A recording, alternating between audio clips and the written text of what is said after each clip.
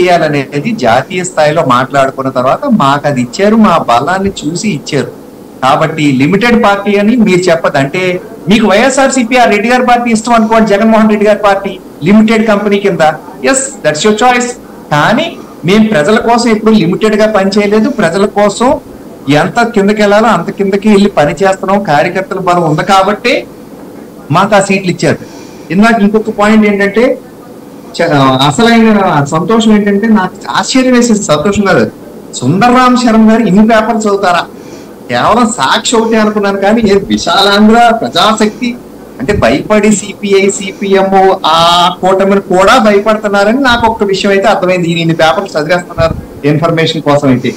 కానీ వాళ్ళన్న స్టేట్మెంట్స్ అన్ని మా వైపు ఎలా తిప్పాలనే ప్రయత్నం చెప్తే మాకు వాళ్ళతో ఎటువంటి సంబంధం లేదు.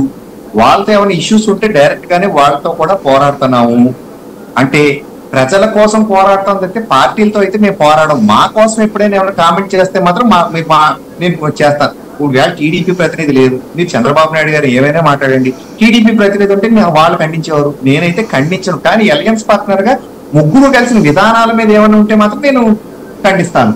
ముందు అన్నిటికన్నా ముందు ఆ సునీత్ గారిని, షర్మిల గారిని మిమ్మల్ని అటాక్ చేస్తున్నారు, దానికి మీరు సమాధానం చెప్పుకోండి. కానీ మా వైపులే చంద్రబాబు నాయుడు అన్ని కంట్రోల్ చేసేస్తున్నారు అని మీరు ఏదనుకుంటే మాత్రం అది మీ భ్రమ.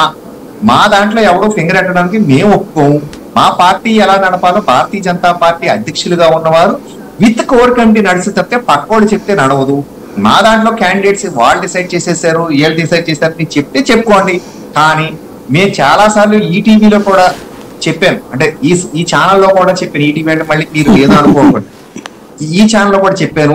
600 పేర్లు అయినాయి, అయితే 200 వస్తాయి, లేకపోతే ఎన్ని అలయన్స్ అయితే ఆ పేర్లు వస్తాయని. ఖచ్చితంగా అలాగే వచ్చినాయి. ఇప్పుడు మళ్ళీ దాంట్లో 3 చోట్ల ఎందుకు లేవంటున్నారు, మరి మిగతా చోట్ల ఉన్నాయా లేదా ఎందుకు చెప్పలేదు సుందర్రామ్ శర్మ గారు? ఆయనకు తెలీదా అక్కడ చూడలేదా? 10+6 16 చోట్ల మీకు 3 చోట్ల లేవంటున్నారు, మిగతా 13 చోట్ల మీరు ఎందుకు చూడలేదు? నేను 16 సాయి గారు అడిగిన దానికి నిక్కచ్చిగా ఒక చోట చిన్న ఇబ్బందులు ఉన్నాయని నేను ఒప్పేసుకుంటాను సాయి గారు మీతోను. మిగతా చోట ఎక్కడైనా ఇష్యూ ఉందని మీకు కనపడిందా సాయి గారు? మీ దృష్టికి ఏమైనా వచ్చిందా? 100% అక్కడ కోఆర్డినేషన్ చేస్తున్నారు ఏ విధంగా వెళ్ళాలనేది. సో దాన్ని బట్టి ఏంటంటే ఇవి చెప్పడానికి. కానీ వీరశంకర్ గారు కూడా అన్నారు ఏదో 2 చోట్ల మీరు మాట్లాడతారు, మిగతా అన్ని చోట్ల కూడా మాట్లాడండి. అంటే భారతీయ జనతా పార్టీ జనసేనకి ఉన్నదని మీరు అనుకుంటే మాత్రం అది మీతో దయచేసి ఎక్కడ కూడా చెప్పద్దు. నేను 100% నేను కాకినాడ రూరల్ లో ఉన్నాను. ఏమండి ఇక్కడ జనసేనే మా క్యాండిడేట్, జనసేనే మా ఎంపీ క్యాండిడేట్. నేను ఎవ్రీ డే ఇప్పుడు నేను వార్డు వారీగా కానీ మా జిల్లా స్థాయిలో ఉన్న వాళ్ళకి నేను ఒక జిల్లా స్థాయి కోర్ కమిటీ మెంబర్ లో ఉన్నాను. ఎక్కడ ఏం కావాలంటే నేను అక్కడికి వెళ్ళి చేస్తాను. నిన్న కాక మొన్న మా క్యాండిడేట్ పంతం నానాజీ గారితోను, ఇక్కడ మా ఉదయ్ శ్రీనివాస్ తో నేను సిటీ, అంటే నేను సిటీలో ఉంటాను కాబట్టి మా టీడీపీ క్యాండిడేట్ కూడా వచ్చారు. ముగ్గురుతో